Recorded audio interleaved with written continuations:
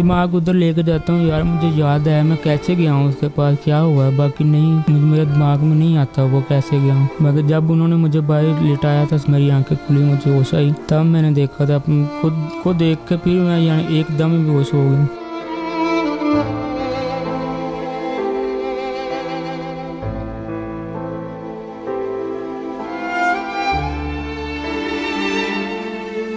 भाई को देखा, मैंने कहा भाई बोला क्या है, मैंने कहा भाई मेरी एक टांग उतर गई है, मेरी टांग कट गई है। उसने कहा नहीं बेटा कुछ भी नहीं हुआ, तुम टेंशन ना लो। आप दे सकते हैं हमारे कमरे में कुछ है, सब कुछ कसम से भेज दिया, क्या करूं, जीना चाहता भी नहीं हूँ। जब अपने अम्मी अब्बू को देखता हूँ फिर तो हौसला आता है, कोई बात इलाज के अलावा मुझे कोई पैसा भी ना दे, मुझे नहीं चाहिए पैसा, बस मेरा इलाज करा दे। अस्सलाम वालेकुम, लीडर टीवी के साथ मैं हूं एनी फैसल और आज मैं मौजूद हूं एक बहुत ही प्यारे और मासूम से लड़के के साथ जो 5 साल से बेड के ऊपर है। एक फैक्ट्री में काम करता था जिसमें एक मशीन के अंदर गिर गया और उसके बाद इसकी एक टांग ज़ाया हो चुकी है। हैदर इस टाइम 5 साल से ज़िंदगी के कितने मुश्किल वक्त से गुजर है और किस अज़ियत में है वो मैं आपको दिखाऊँगी भी और उससे आपको सुनवाऊँगी भी। अस्सलाम वालेकुम। वालेकुम अस्सलाम। कैसे हो हैदर? जी अल्लाह का शुक्र, ठीक हूँ। मुझे ये बताओ ये सब जो हुआ आपके साथ ये किस तरह हुआ? आप उधर क्या काम करते थे और क्या करने गए थे उस मशीन के पास? मैं उधर शागिर्दी गया था अभी, यानी कि मुझे जांच नहीं थी इतनी, तो वो वहाँ पे मिल है, रोलिंग मिल उसको बोलते हैं, TR बनता है छत वाला वहाँ पे। तो मुझे नहीं पता अभी मैं कैसे वहाँ पे गया हूँ, कैसे गिरा हूँ, ये सब का मुझे बिल्कुल इल्म नहीं है। मैं अभी भी इतना सोचता हूँ, दिमाग उधर लेके जाता हूँ यार, मुझे याद है मैं कैसे गया हूँ उसके पास, क्या हुआ है, बाकी नहीं मेरे दिमाग में नहीं आता वो कैसे गया हूँ। मगर जब उन्होंने मुझे बाहर लिटाया था साहब भी मुझे, यानी कि मेरी आंखें खुली, मुझे होश आई, तब मैंने देखा था खुद को देख के, फिर मैं यानी एकदम ही बेहोश हो गया।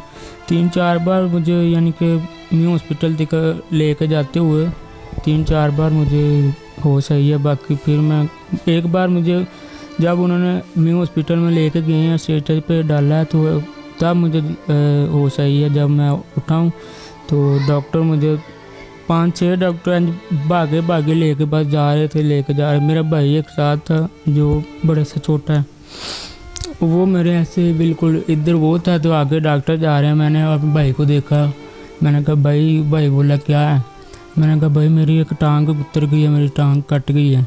उसने कहा नहीं बेटा कुछ भी नहीं हुआ, तुम टेंशन ना लो। तो मैं ये बात करके फिर बेहोश हो गया। बस यही कहना चाहता हूँ। एक बार ये बताओ हैदर वो मशीन थी किस चीज़ की, और मतलब इतना सारा कुछ हो गया, फैक्ट्री वालों ने किस तरह आपको बचाया, किस तरह निकाला उसमें से? ये सब अल्लाह पाक का शुक्र है, मेरे उस्ताद का शुक्र है जो उस वक्त वहाँ पे मौजूद था। अगर वो ना होता तो कुछ भी नहीं था। मेरे पास बंदे खड़े थे ऐसे, अगर वो पकड़ना चाहते ऐसे पकड़ के मुझे रखते, मेरी ज़्यादा से ज़्यादा पाँव काट जाने थे या इधर तक। नहीं पकड़ा किसी ने? क्यों नहीं पकड़ा? पता नहीं, वो डर के भाग गए। जब उनके ऊपर पड़े ना तो उन्होंने शॉट डाला, भाग गए वहीं यहाँ से। तो मशीन नहीं किसी ने बंद की उसी वक्त? अभी वो मशीन ऐसी है कि वो जब आप बंद भी कर दो ना फिर भी वो 5 मिनट लेती है, यानी कि वो रुकने को, हाँ बिल्कुल रुकने को। बाकी जब ये हादसा हुआ, शोर डाला, सारे बंदे आए, यानी कि मेरा उस्ताद जो था वो मेरे पास नहीं था, वो काफ़ी दूर था। दूर से उसने देखा कि मेरा इसकी इर्द अंदर गिरा है, वो ही भागे हैं, उन्होंने आके मुझे पकड़ा है। बाकी कोई बंदा मेरे पास भी नहीं लगा, दूर खड़े होकर बस देखते रहे हैं। तो मेरे सार ने मुझे यहाँ से पीछे से पकड़े, खींच के रखा। वो ऐसी थी, वो नीचे खींचती थी, तो मेरा साथ जो माशाल्लाह उनकी सेहत भी थोड़ी अच्छी है, उन्होंने मुझे पकड़ी रखा। जितनी देर उन्होंने मुझे पकड़ी रखा उतनी देर ये साहब, यानी कि यहाँ पे इतना उसका एक बुलेट था, इतना नट जो जिसको बोलते हैं, इतना तो बड़ा तो एक था, वो यहाँ पे लगते गए यहाँ से बिल्कुल, यानी कि ऐसे उन्होंने सफाई बिल्कुल ख़त्म कर दिया, सब कुछ उतार के रख दिया वो मशीन में।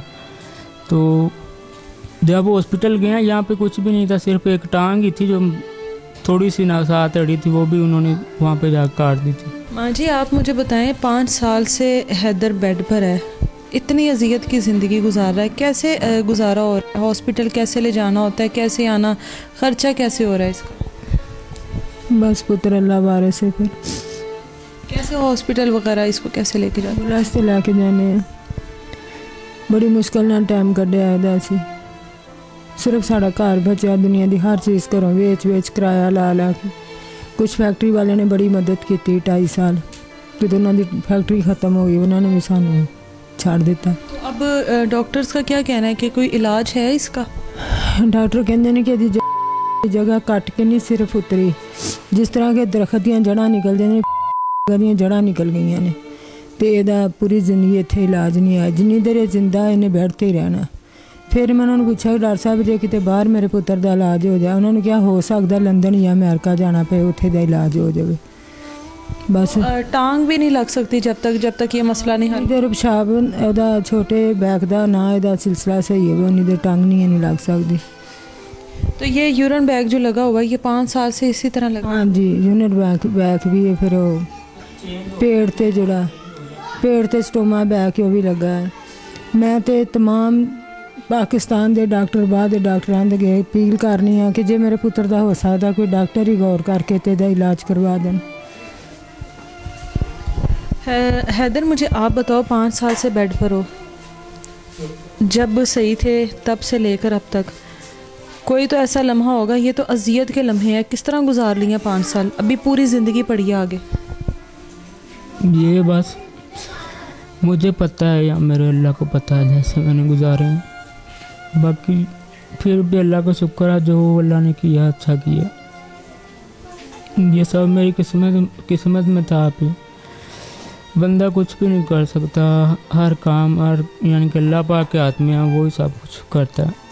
बाकी हम तो बस ये दुआ करेंगे कि हमारा कोई इलाज करा दे, और कुछ भी नहीं चाहिए, मुझे पैसे भी नहीं चाहिए, बस मेरा इलाज हो जाए।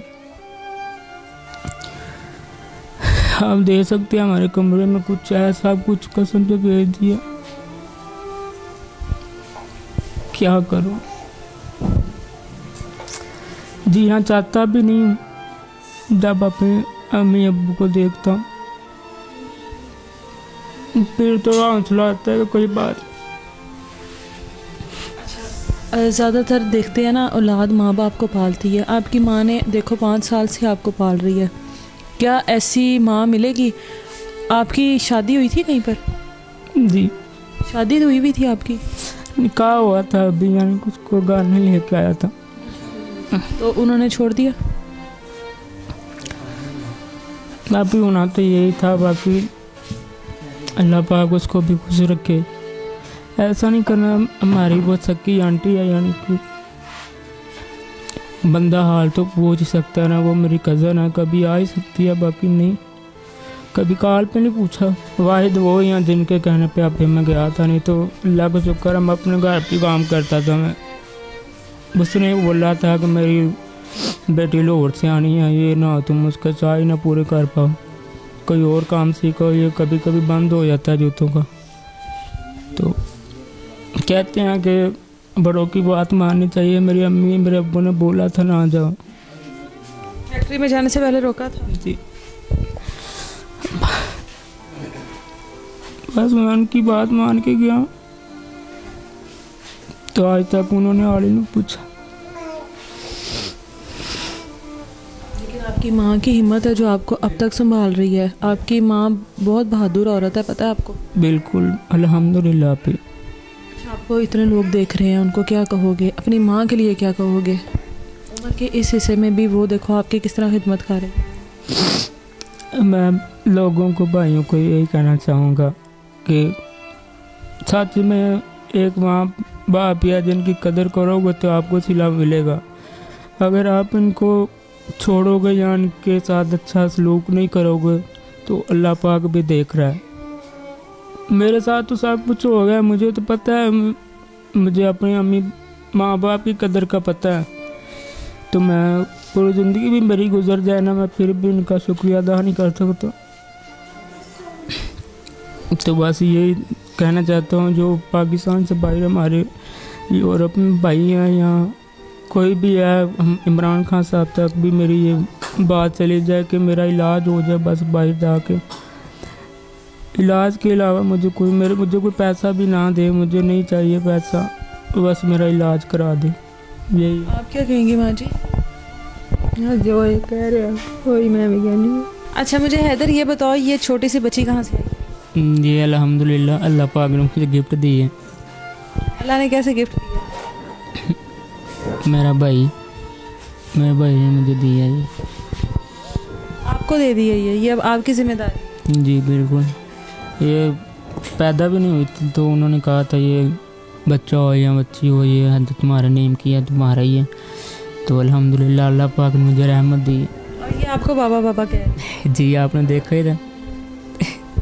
ये वो वक्त होता है जब आपके अपने आप का साथ छोड़ देते हैं। इस तरह की अजियत के बाद आपके सब अपने आप का साथ छोड़ देते हैं और आपको अपने हाल पर छोड़ देते हैं। इनके भाई कितने सपोर्टिव हैं कि उन्होंने अपनी बेटी इनको दे दी है कि ये तुम्हारा सहारा बनेगी बड़े होकर। और ये होते हैं हमारे अपने रिश्ते जो हमारे बुरे वक्त में हमारे साथ खड़े होते हैं। आप लोगों से रिक्वेस्ट है कि हैदर का नंबर हमारी स्क्रीन पर चल रहा है, जितनी हो सके हैदर की हेल्प कीजिए। ये वो इंसान है जिसको वाकई हमारी मदद की ज़रूरत है और मेरी कोशिश होती है इस तरह के लोगों को सामने लाने की जो वाकई मदद के मुस्तहिक होते हैं। और आप लोग यकीनन उनकी मदद करते हैं तो ये लोग हिम्मत करके आप लोगों के सामने आते हैं। मजबूरी है हैदर की भी इस टाइम हम लोगों के सामने आने की। और मेरी बाकी यूट्यूबर से भी रिक्वेस्ट है कि जो इस वीडियो को देख रहा है वो एक बार हैदर से ज़रूर कॉन्टैक्ट करें और जितना हो सके हैदर की वीडियो को शेयर करें ताकि ज़्यादा से ज़्यादा लोग हैदर की हेल्प करें और हैदर जल्द अज जल्द अपनी टांगों पर खड़ा हो सके। अपना बहुत सारा ख्याल रखिए। अल्लाह हाफ़िज़।